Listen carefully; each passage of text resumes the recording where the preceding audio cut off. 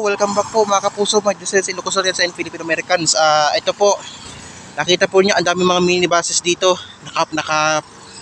nakapark dito. Kasi ano yan, mga taga Pangasinan po sila yung yung mga delegates sa R1AA 2026 na ginagana po sa Quezon City Arena po.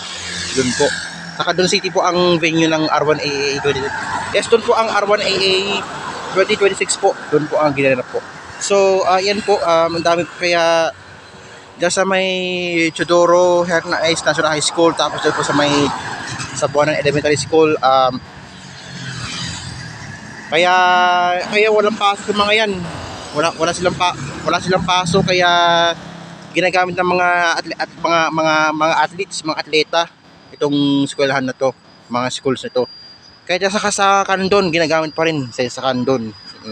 Kaya so dito yan po. Kaya ang dami nakaparada mga bus dito, mga nakaparking. Kaya sige po mga puso, Malis sa Ilocos Oriental Filipino American. So ayan po. Kita po tayo sa susunod vlog ko sa R1AA 20. Sige po, bye po.